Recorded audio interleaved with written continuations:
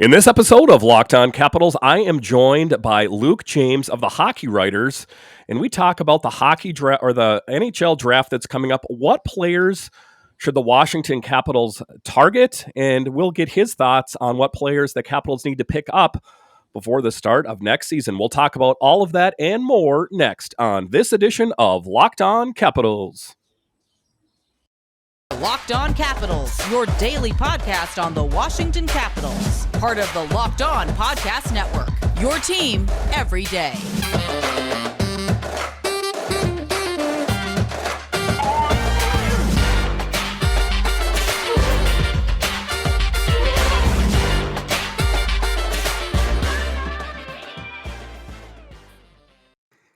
Well, hello and welcome into this edition of Locked On Capitals. I'm so glad you decided to join me today. As always, this podcast is free and available on all the major platforms, and I want to thank you for making this your first listen or view of the day. Yes, this podcast is also available in video form, so head on over to YouTube and check that out. My name is Dan Holme. You can find me on Twitter. It's at DanCaps218. You can find the show on Twitter. It's at Locked On Caps. In this edition, we are joined by Luke James, who is primarily with the Hockey Writers. Luke James, why don't you give us a little update? Is it primarily just the Hockey Writers that you work for, or you're kind of more of a freelance writer? Is that right? Yeah, hi everyone. I'm a freelance writer from the UK. I cover the Capitals for the Hockey Writers. I cover kind of ice hockey here in the UK for a website called British Ice Hockey, and I do lots of soccer pieces for various different websites. So yeah, that's the kind of work that I'm doing at the minute. All right. Well, Luke, thank you so much for joining us on this edition. I was reading your article in the Hockey Writers and just the draft. That is one of the things that the Capitals really need to target and hone in on. Is getting some really great draft picks. I know that the Capitals have kind of kicked the can down the road and they've traded away a lot of draft picks. That's part of the perils of being in win now mode, is that you want to get rid of draft picks for this win now mode. But the Capitals are facing a rebuild, and I think that they need to make some prudent decisions when it comes to the draft. And one of the players you were talking about is Jiri Kulich, left wing. What do you know about him? Where do you see him fitting in with the Capitals organization? Yeah, so Kulich is a really interesting player. He's not had an electric year in terms of offensive production, kind of in his pre-draft year, but he's someone who's really talented. He can play center. He can play on the left wing. There's three things that I really like about this guy in particular. He's quick, has really good hockey IQ. He can play both ways. They're the things that stand out about him thus far. And I think the fact that he's been playing kind of men's hockey in the Czech Republic is also kind of something that's always handy when you're looking at European prospects. Negative sides of him: consistency game to game and shift to shift. He can go missing at times. And he's not quite there physically yet. But again, worth bearing in mind when we're talking about European prospects, he is playing against guys who are in their 20s and 30s, as opposed to what would be up against kind of his peers if he were playing in North America. So yeah, I think he's a guy who's really interesting. In terms of where you're looking at him slotting in the draft and whether he's going to be attainable to the Capitals at 20th overall, he's somewhere in the range between 18 and the 30s. So yeah, he's someone who they should plausibly be able to pick up unless someone above them takes a turn to him. So yeah, he's someone who I do like the look of a fair amount, I'd say. Yeah, and in this article, you were saying, considering the quality on offer in 2022, the NHL entry draft, the Capitals should be able to identify a promising player despite picking in the second half. I know that the top draft picks will most likely go to the Canadiens or one of the teams that did poorly in this coming season. But one of the things that you said about Kulich in here was that he's a sharpshooter who likes to utilize his accurate one-timer on the power play. He also has soft hands and a commendable work ethic that allows him to win puck battles along the boards. So I think that would be a promise. The Capitals are looking to get younger in the forward position. This is an aging roster, this Washington Capitals team. So I think, to your point, they do need to pick up a promising young forward. And then one of the next players you mentioned is Lian Bichsel. Excuse me if I'm saying any of these names incorrectly. Left-handed defenseman. Why don't you tell me a little bit about him? For sure. This is a guy I like a little bit more than Kulich as well, to be honest. And the reason that I think he and the other defenseman on this list stands out to me is the fact that the last 2 years where the Capitals have picked in the first round, of course, they didn't pick in round 1 in 2021, is the last 2 times they have picked, they've picked forward. So I think, logically speaking, the defenseman might make a lot of sense. This Bisell, he's from Switzerland, playing in the Swedish Hockey League this year. What I like about him is he's huge. He's either 6'5" or 6'4", depending on kind of who you trust in terms of his height. He's been playing in professional hockey in Sweden this year. He's looked really good in the Champions Hockey League, which is, again, something I look for when we're talking about these European prospects playing on teams that are in that competition. Someone who does really, really stand out to me as well. What you'd kind of expect from a guy his size, skating isn't perfect. That's something that you could work on once you make the jump to North America as well. But yeah, here's someone who stands out to me. Again, we're talking about guys going somewhere between 18 and the mid-30s. And he's someone who's been trending upwards this year as well. So I think he's definitely one to take a look at. Yeah, and just looking at your article here, like you had mentioned there, 6'5" or whatever he ends up being. So a huge defenseman. I think that the Washington Capitals could definitely use someone like that on their team. You said also of note, Bisell has taken life as a professional in stride. He looked comfortable playing in the Swedish Hockey League this season, registering 3 points in 29 appearances. So, I mean, I think that he would be another great option for the Washington Capitals. The next one on your list is Luca Del Bel Belluz. I'm sorry if I'm saying that wrong. Why don't you tell me, first of all, how am I saying his name incorrectly? And tell me a little bit more about him. Correct pronunciation on that one, yeah. Belluz, I really like this guy because he's come on so far this season. So his first season in the OHL wasn't that impressive in terms of the points that he put up. In fact, it was barely any points that he put up in year 1. He played pre-pandemic, obviously had the year off of the pandemic, and then came back this year. He scored once in 58 in his first year. This time around, he had 76 points in 68 appearances, which is obviously a huge jump and something that kind of really does leap off the page when you're talking about a player like this. He plays center. He's looking to be drafted somewhere in, again, kind of between 15 and 30, but he is moving upwards in the draft kind of rankings where he's in the lower end of that kind of spectrum, I guess. As I say, offensive production, really, really good this year. He's got an eye for goal. He's a decent playmaker.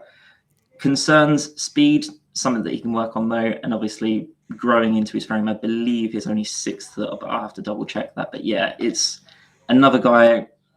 When we're talking about prospects, I think the really, really interesting thing and the thing that teams want to look out for, especially a team like the Capitals, who are going to have to rebuild at some point, whether that's now or in the future, I guess we'll talk about in a bit. But if you can have a great pre-draft year, I think that does kind of carry a fair amount of sway, and he's someone who definitely fits the bill in terms of that. Yeah, and I think that, there's going to be some teams that really can benefit in this draft. Of course, the Canadians, amongst some other teams that didn't play as well this year. But talking about him here, you said while the 18-year-old still has some work to do on his skating and needs to bulk up before making the jump to the NHL, he can contribute as a playmaker and shooter. He's also a responsible defensive player. So another player that seems like a really solid option for the Washington Capitals. So next on the list is Owen Pickering, a left-handed defenseman. Why don't you tell us a little bit more about him? For sure. So Pickering, again, left-handed defenseman, looking to be picked somewhere between 20 and 15. So this is someone who may or may not be on the board by the time that General Manager Brian McKellen gets the opportunity to go to the podium. But he's someone I really like. So he's playing in the WHL. And again, defenseman in the WHL, being a Capitals first-round pick, that wouldn't exactly be a new phenomenon. I like him because his hockey IQ is great. He can skate. His shooting's nice as well. What I'd say, he's defensively a little bit raw, but he moves the puck really well. And I think if you're a defenseman coming out of one of the junior leagues in Canada, you can work on that defensive side more than you can on the offensive side. I think you can build his defensive game up quicker than you would be able to make him more of a playmaker. So yeah, this is someone who, if he's still on the board, and if the Capitals do want to add a defenseman, then great. The other thing to note as well, unlike Bisell, who is more of a defensive defenseman and is huge, Pickering is slightly more offensive and he's also still 6'5". So if we're looking for size, then I'd say he's someone to definitely bear in mind. Yeah, because that's one of the things that I heard about, when I break down what went wrong with the Capitals season is I would say it was the net minding. That's what went wrong. But then people will say, no, it wasn't that, Dan. It was the defense. So it's good to see that you have some picks as defensemen because even the defensive core for the Washington Capitals is a bit of an aging core. I know that they have Martin Feravari in there, but if you look at John Carlson, who seemed kind of a downward trend this season and didn't play, I would say, quite as good as we expected in the playoffs. So just taking a look at one of the next players here is Jimmy Snuggerud, right wing. Tell us a little bit more about him. For sure. So this is someone who may or may not be available by the time that he comes around on the board. He's got an elite shot, solid skating, really, really good defensive awareness, and he's got that size as well. Gaps in his game, I'd say playmaking. He tends to be a shoot first kind of guy, but again, it's something that he can work on with age and development, all this kind of stuff. He's committed to play NCAA going forwards, and I think that's a nice landing spot increasingly at the minute. I mean, the NCAA Frozen Four has been great the last couple of years. It's going places. I think it's a good place for this kind of players like this to develop. And again, if he's on the board, if the Capitals want a right winger, then he's certainly an option that they could pursue. So, I mean, those are some great picks. So the Washington Capitals have a tendency of always drafting a netminder if you look over the season, even though sometimes you don't see where they're going to fit into the system. Is there a netminder out there that you think that the Washington Capitals will pursue? I know they're kind of stacked in the goalie department as far as in Hershey and for the Stingrays there, but is there any netminder that you think that the Capitals might try to go after? I'd be surprised if they went for a netminder early, to be honest, would be my take on this, because obviously they had the guy out of college who they signed recently as well. And I just think, as you say, they're stacked in goal. Obviously, we'll talk about the situation with the two RFAs this year, but I'd be surprised if they spent one of those earlier picks on a netminder. I won't pretend to be an expert on the draft going into rounds 4, 5, 6, and 7, possibly at that kind of stage. I think teams tend to throw in a pick for a goalie lower down. But yeah, rounds 1, 2, 3, I'm not so sure they'll opt for a goaltender this time out. All right. So after the break here, we are going to continue talking about the Capitals. We are going to talk about what players they should pick up and what changes need to be made before the start of next season. We'll talk about that after the break.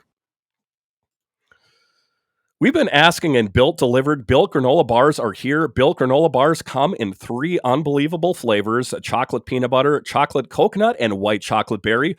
Want to try all 3 flavors? You can get a mixed box at Built.com right now. These are so different from the bars and the puffs. Built granola bars are loaded with granola.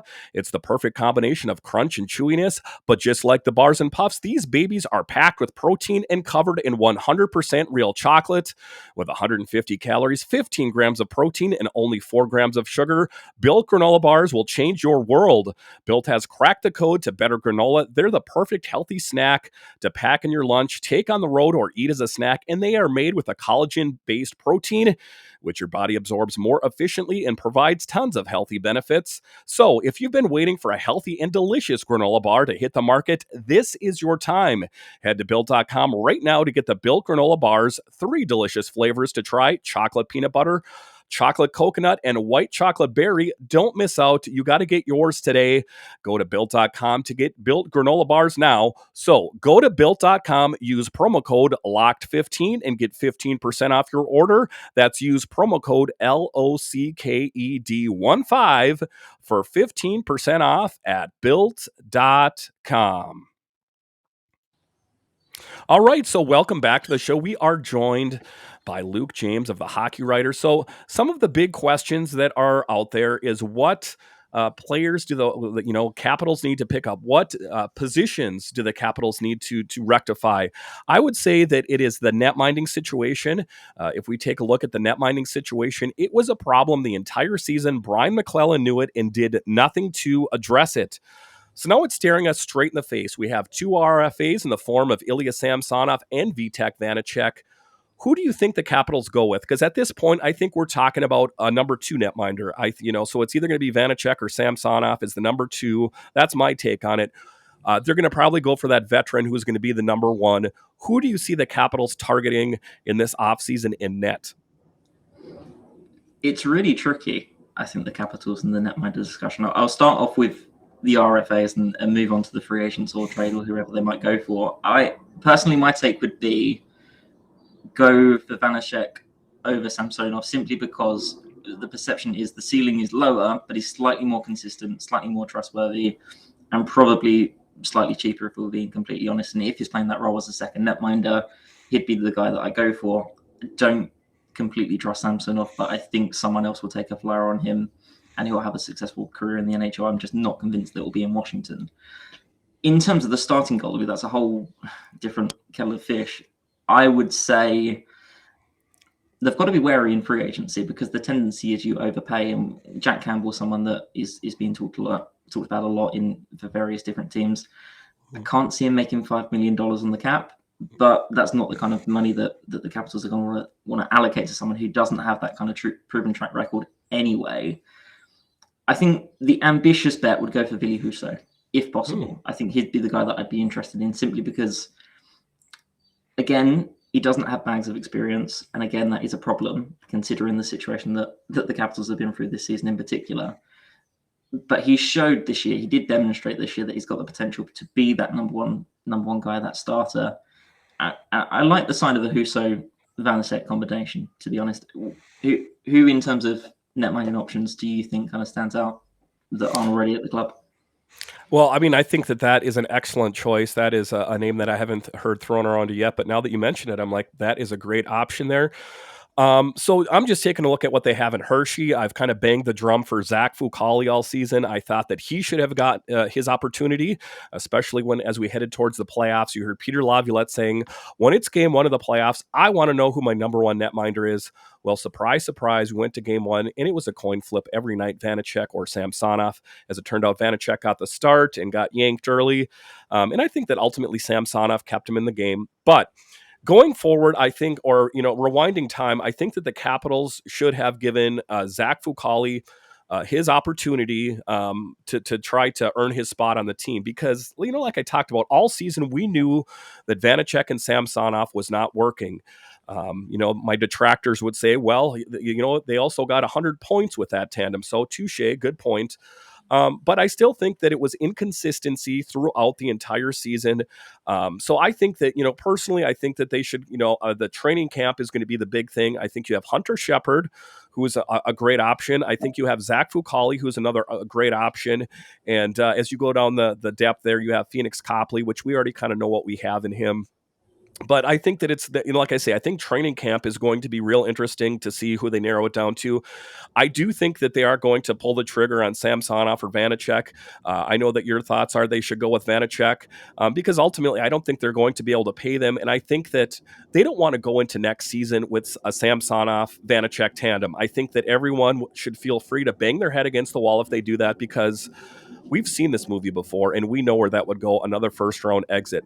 But to your question there, who do I think they should pick? I mean, there are some very intriguing names out there. Some of the biggest ones I've heard is Marc-Andre Fleury, which I know is a Hail Mary pass that I don't think will ever connect with a wide receiver. But, that's the big one that I hear out there. And just based on his history with the Penguins and with the Vegas Golden Knights, I just think he has no interest in being a Capital. And then the other one that I hear thrown out there quite often is Braden Holtby for the true nostalgia 2018 fan base. I think that they, think rekindling a relationship with Braden Holtby will realign the stars and they'll win another Stanley Cup. I don't necessarily know if that's the case. If we all remember back, they also had the goalie whisperer in the form of Mitch Korn back then, which I really think kind of reformed his whole career. So, I mean, I think that Husso, that's an interesting name. And I think that, that would be a really great option for the Capitals to pick up. This was in another article on the Hockey Writers. Before I did this interview, I was kind of poring over your website there, or the Hockey Writers, to see some different options out there. And one of the other writers was saying that the Washington Capitals should consider Andre Palat if the Tampa Bay Lightning don't re-sign him, and Andrew Kopp. So there are all sorts of big names out there. What are some of the big forwards that you think the Capitals should target?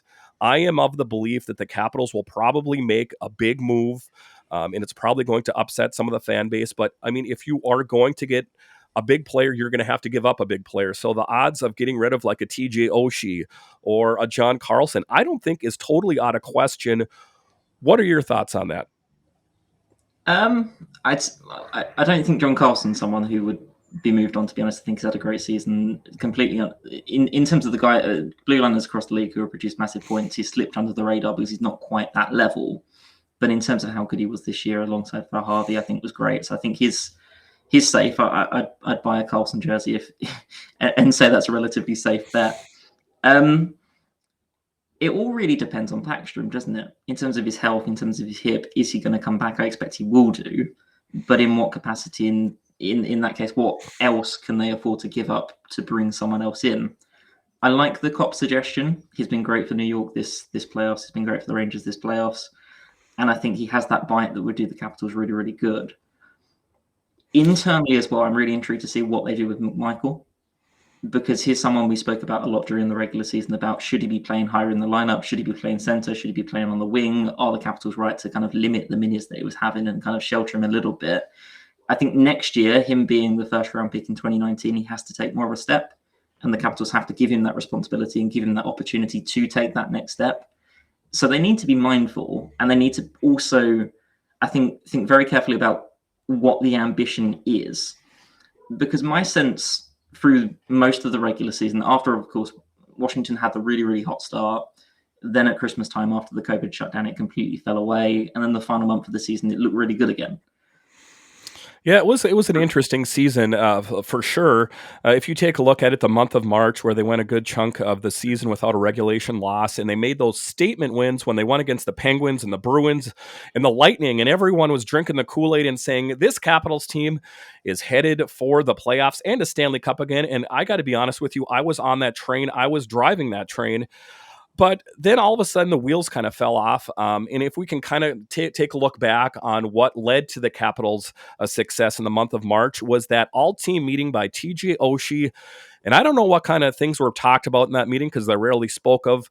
But I think that the Capitals probably could have used another one of those come-to-Jesus moments as we head to the playoffs. I think that Alex Ovechkin and TJ Oshie should have led the charge there because, you know, this first-round exit has left a sour taste in everyone's mouth once again, as the Capitals have not made it past the second round since the 2018 Stanley Cup.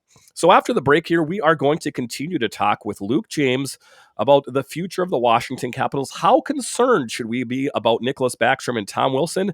We'll talk about that next.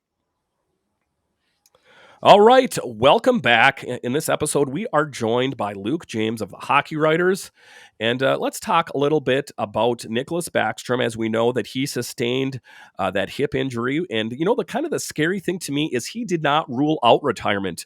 Generally, in these cases, they try to put on a strong face and they'll say, no, I'm gonna rest, I'm gonna recover, and I'm gonna come back.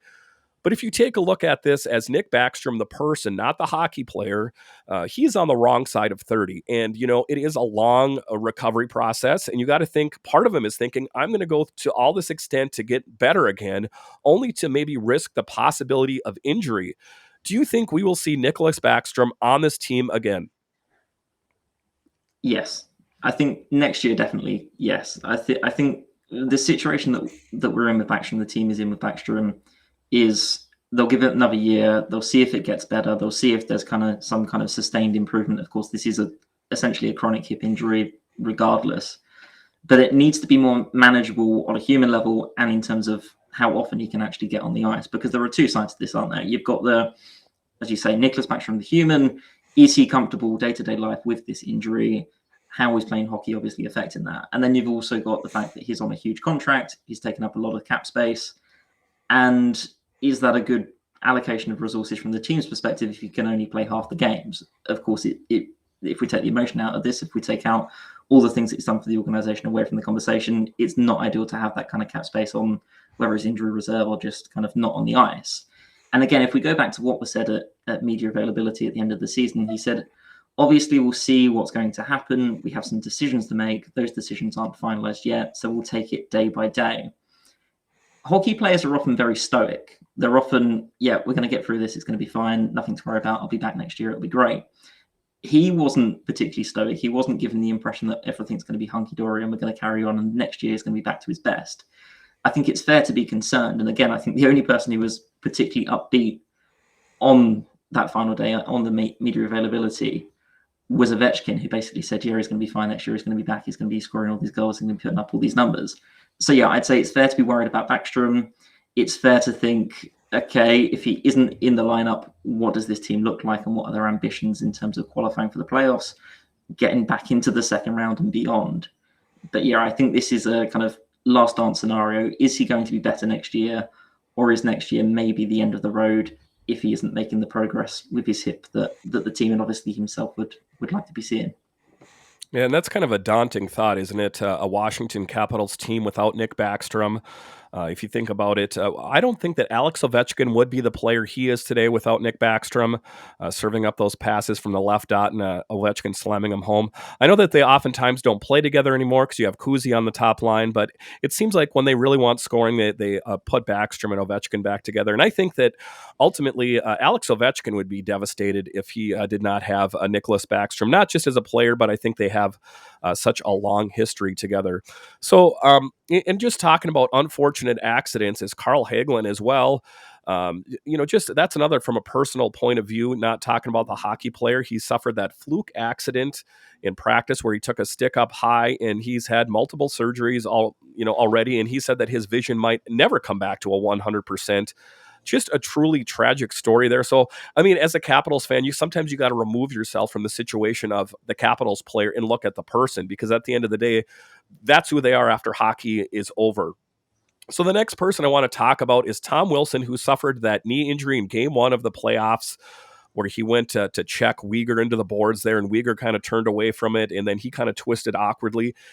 At the moment when I looked at that, it did not look like it was that serious of an injury. I thought, he'd miss a shift or something and he'd come back out. And then he did during the intermission. He made a couple laps, but alas, it was not meant to be.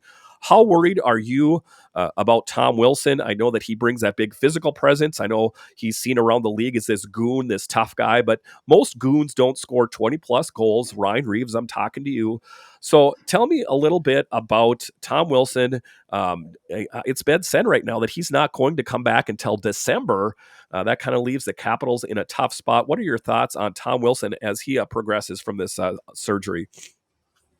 For sure. Tom Wilson's a guy whose reputation in terms of the goonery and the thuggery precedes him massively. That isn't, of course, he's got that in his game. He's got that in his locker, but that, as you say, goons don't put up that number of points, don't score that many goals, aren't in the conversation to be in Team Canada at the Olympics. He's more of a short-term concern, isn't he, is what I'd say.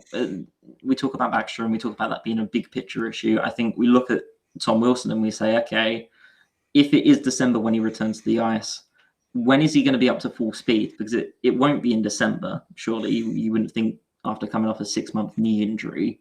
So is it going to be the end of January? Is it going to be the end of February? When is he going to be up to full speed? And they ask the question because he's such an important player at basically all elements of the game in terms of where he slots into the lineup for the Capitals and what he brings in terms of the intangibles as well.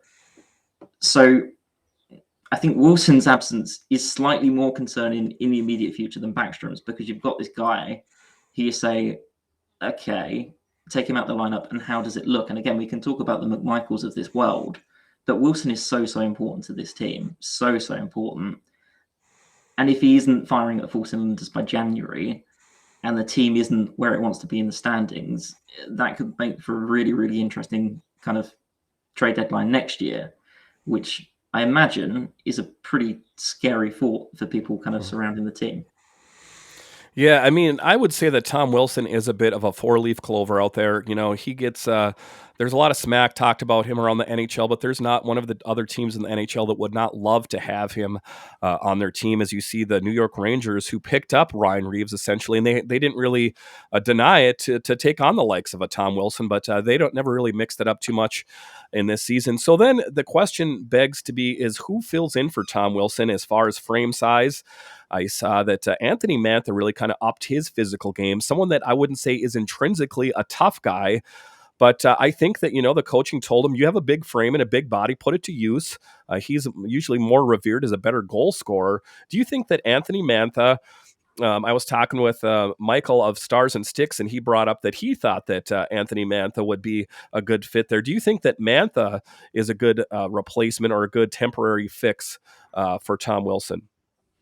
Yeah, completely agree. I think he's the obvious pick as you say, in terms of style, in terms of frame, in terms of what he can offer. Obviously, he'll have to adapt to play the Tom Wilson role, and I don't think anyone on this roster can play the Tom Wilson role. They'll have to play it in a different way. They'll have to contribute in different ways. But if Laviolette wants someone like that on that line playing those minutes, then I think Mantha is the choice that you have to make. And if you were to make bigger changes than that, if you're bringing someone in through free agency, if you're going to promote someone up the lineup, then comes the question of, okay, how is this team going to look next year? Because we could be in a situation, and again, it's impossible to kind of overstate the importance of this summer to the Capitals. Like, big changes could come if they want to make the big changes.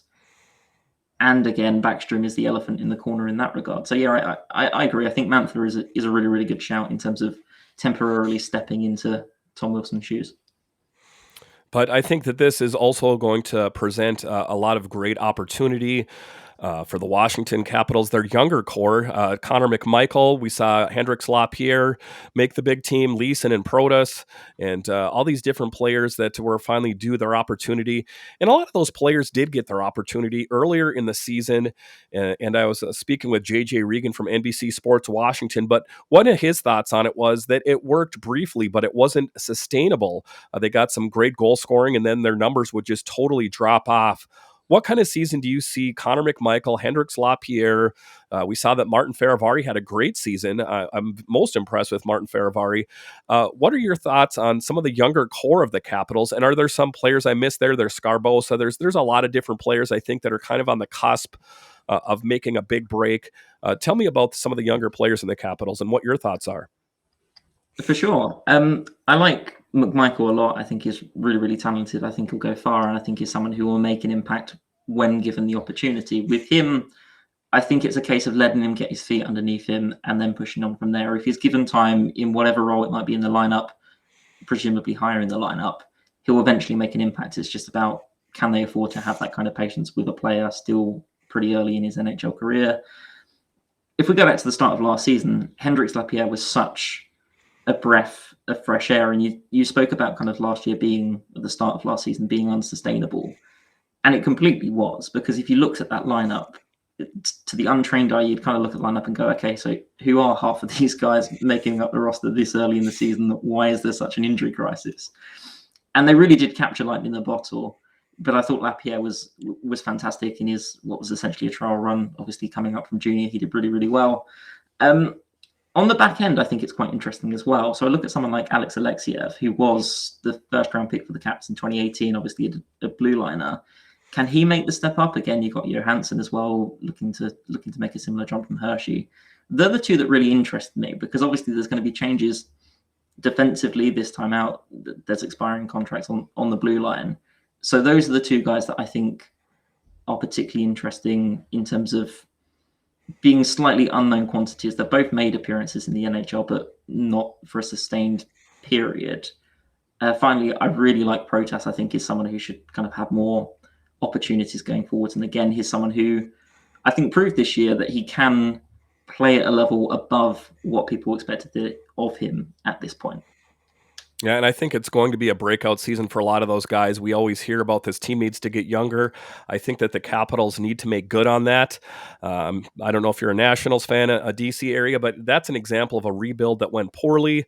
I hope that the Capitals aren't facing something like that, or if they do it, a rebuild, they do it more wisely than that. So kind of switching gears here a little bit, I'm going to talk about the future with the Capitals as far as their GM and their head coach.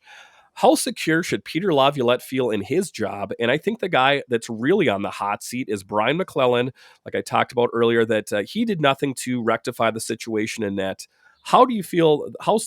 Brian McClellan, do you think his job is safe for the Washington Capitals? I think for now it is. And I think a little bit it will depend on how well he drafts. And of course, you won't know that immediately, but in the not so distant future, you will. You talk about the netminding situation last year. They did try to do something. They did go all out, apparently, for Marc-Andre Fleury, and he just didn't want to come, presumably because he still wants to keep that Pittsburgh Penguins connection, and that's maybe something that we'll look to rekindle this summer. And the other options out there weren't particularly alluring in goal. Like, we wrote lots about this for the hockey writers, and it was like, okay, after Fleury, who is the massive upgrade on what they already had? And I think it was clear to say, and it was easy to identify. It was clear, really, really for staring everyone in the face, that the current tandem wasn't working. But the actual solution to the problem, I think, was a little bit harder to find. That isn't to say, though, that he shouldn't have elected to do what he did, in terms of the fact that he is the general manager of the Washington Capitals, and it's his job to find those solutions, as opposed to us, and we can just talk about it and say, oh, that's a tricky decision. So yeah, I agree. I think the netminding decision is one that is a bit of a dark spot for him. It all depends how they start next season. I think if they get off to a really rocky time of things, and they're looking like a bubble team and they haven't made any progress, and again, you'll have that unknown factor of Tom Wilson not being in the lineup, then I think both could be in trouble. But unless it's catastrophic, then I think McKellen's probably okay, and I think Laviolette's the one who's under slightly more pressure to deliver. Because at the end of the day, he's got Ovechkin in the team. There needs to be goals scored. They need to be making progress towards the playoffs. And yeah, ultimately, if one of them is going to go, it's the head coach that will go first. Yeah, and I hate to see the coach being the fall guy. I think that Peter Laviolette did the best with what he had. I mean, I don't fault him. There was never a spot in the season where I thought to myself, he made just a horrible mistake here. So I don't really fault him on that at all. And if you take a look at the coaching carousel that's out there, I don't like that at all. If you look at Barry Trotz getting cut loose from the New York Islanders in favor of Lane Lambert, what a monumental blunder that's going to end up being. And I'm just going to say that I called that right now. If you take a look at the Washington Capitals, when they moved on from Barry Trotz in favor of Todd Reardon, how well did that work? Horribly. And if we go back a little bit further, Adam Oates.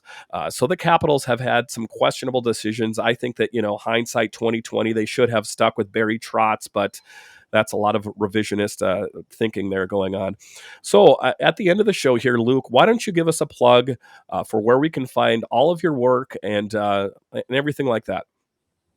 For sure. So if you're watching the video, you'll be able to see my @ on the screen. You can follow me at LukeJames_32 on Twitter. You'll find lots of tweets about the Capitals, ice hockey in the UK, soccer in the UK and across Europe. So yeah, if you're interested in those things, then please do give me a follow. Again, if you're a Premier League fan, I write a Substack called West Ham Plus 19. I support West Ham, hence it's mainly about West Ham. So yeah, if that's interesting to you as well, please do give me a follow. I'd really, really appreciate it. All right. Thank you for joining us on this show. Thank you for making Locked On Capitals your first listen. Now make your second listen Locked On NHL. Locked On NHL covers the playoffs like no other. Hear the latest news and opinions from our local experts every Monday through Friday. It's free and available wherever you get your podcasts. So once again, Luke, thank you for joining us on this edition of Locked On Capitals.